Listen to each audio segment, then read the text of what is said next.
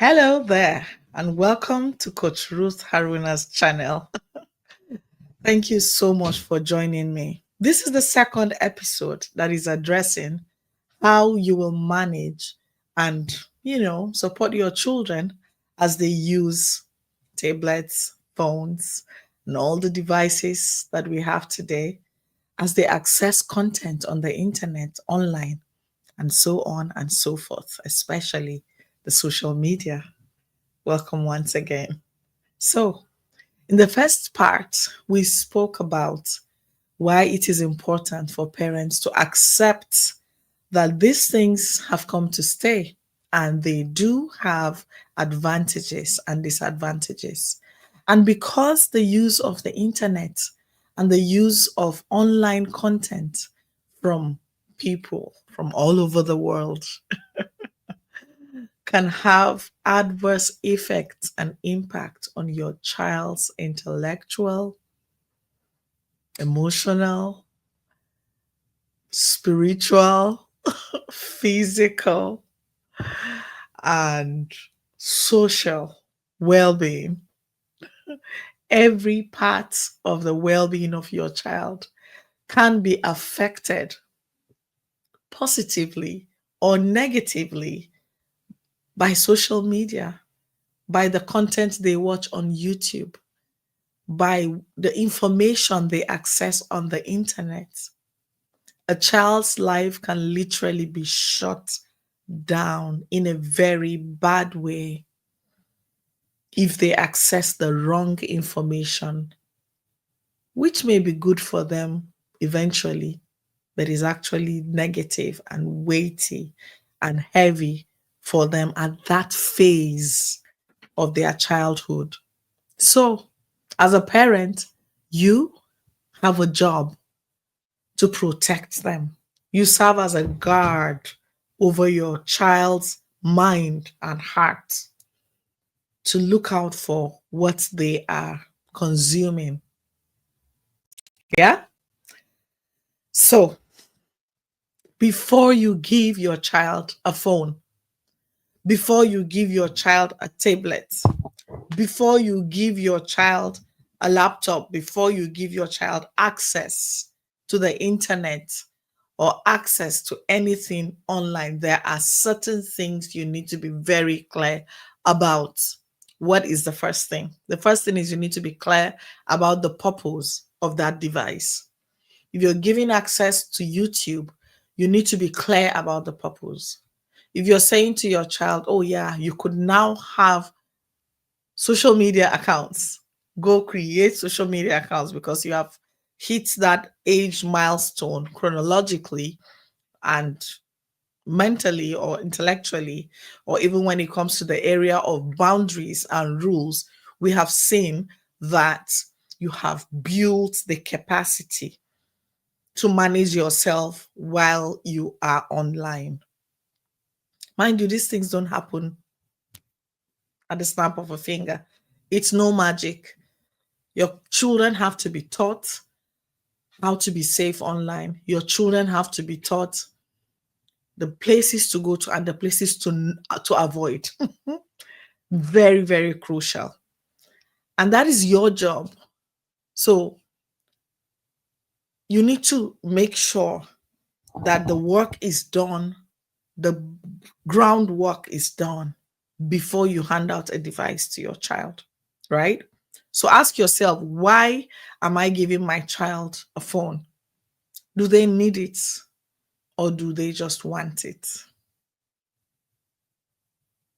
Also, what kind of phone am I giving my child?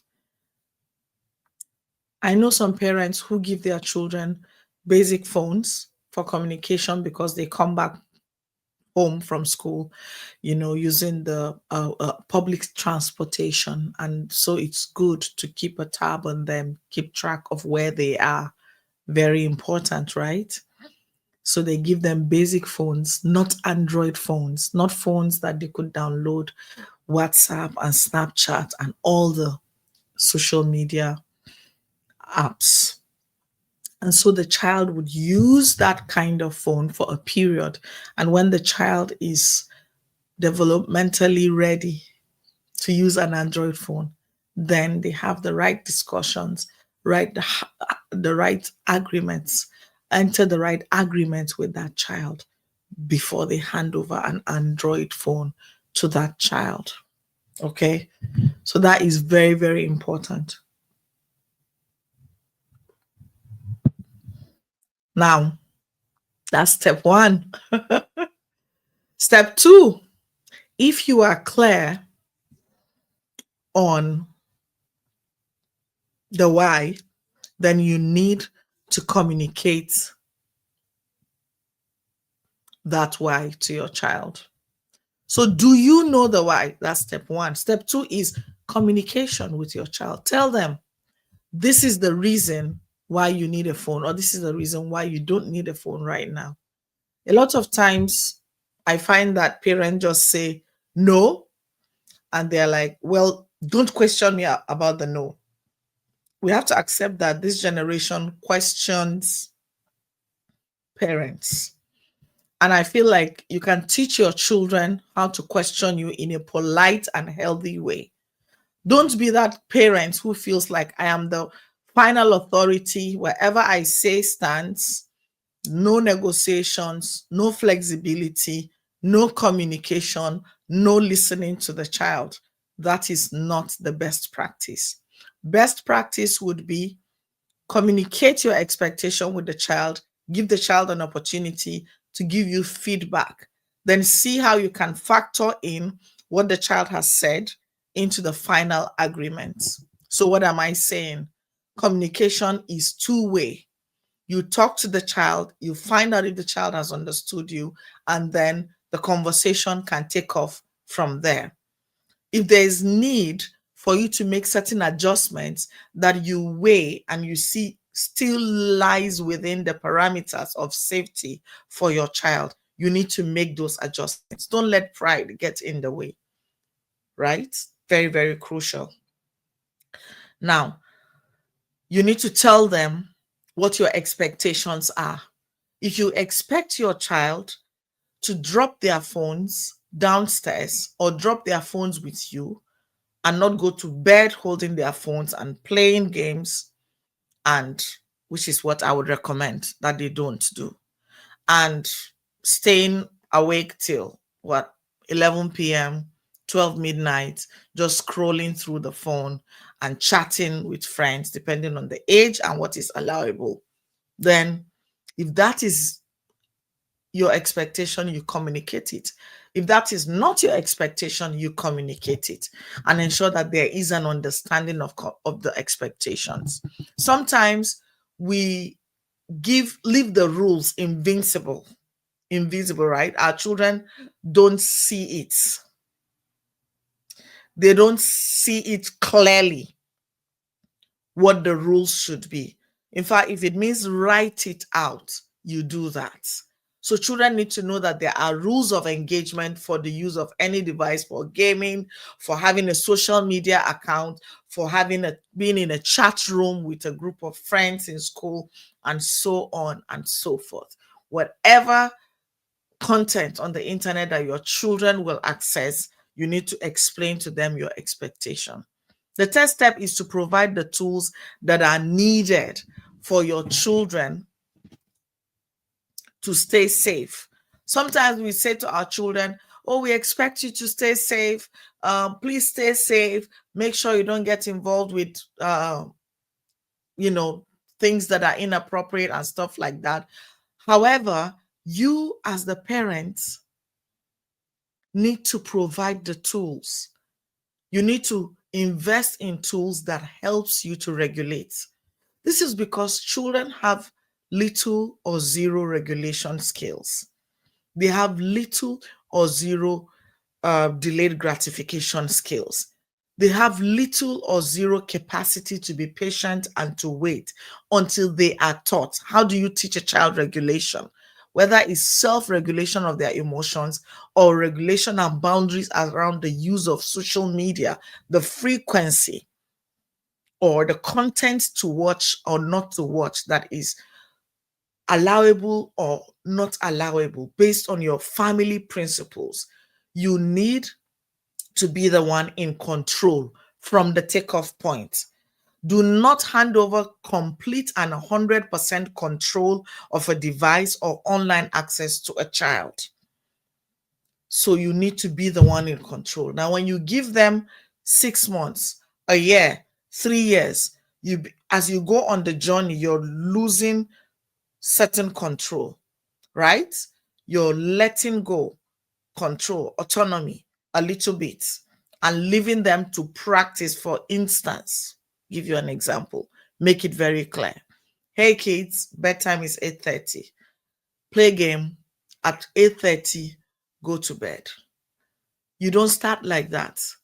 You are the one that will go around from the beginning to say, all right, bedtime, let's go. After 6 months, you now say to them, I'm going to leave you and I'm going to trust you. When it's 8:30, which is your bedtime, for instance, PM, go to bed. And then you are awake. Or maybe you ask them tomorrow, what time did you go to bed? Or you're there to observe, you're listening in your own room to see when they come up. And by 9 p.m., they are not in bed. Then you go to them and say, okay, I gave you the opportunity to take responsibility. You did not. You continue playing game for extra 30 minutes. Now, this is a breach of our contract. This means there would be what? A deduction from your gaming time for tomorrow, if that is the consequence you have agreed to mete out when rules are disobeyed. Very, very crucial. So you begin to give them responsibility. Why is that important? This is the only way our children can learn to become responsible teenagers, young adults, and full-blown adults with all this internet access in the future. They learn little by little. So don't start off by giving them full control and then coming back few months later and being like, I'm going to shut it down. I'm taking all the devices. You were expecting too much from them too early. It takes children practice, role model watching from you, observing you do it together with them, then role play, then opportunity for them to practice with supervision, then opportunity for them to practice without supervision. Then you can now say, okay, stand on your feet for a period. Then there is a review, and then you boost them in areas where they need strengthening. So do not give control completely from get-go. All right? So your child needs to be safe online. The internet access needs to be controlled. You need to get a measure of control. You need to buy an app. There are free apps. You could do the Google one if you're using an Android phone, or iOS, and you have a Gmail. You could do the Google safety setting on the device. There are other apps that give advanced control. For instance, my children's tablets are controlled on their father's phone. What this means is that they cannot get access into the tablets until a certain time. When it's cool time, wherever they are, even if they have access to that tablet, they cannot open it. It only opens at 4 p.m. on a weekday. And on a Saturday, it opens at 12 noon. So they pick it, they try, they do whatever. They need that password to access it. And then because we decided the number of hours we want them to be on their tablet is 3 hours for a weekend, we set it up like that. After 3 hours of use, tablet is locked. So there are a lot of controls you can have from your own device connected to the device you've given your child. Please, I warn you, parents, do not take a device and hand out to your kids without connecting to your own device and having a measure of control. That is how they learn. That is how they learn, no matter their age, except if they are adults, of course.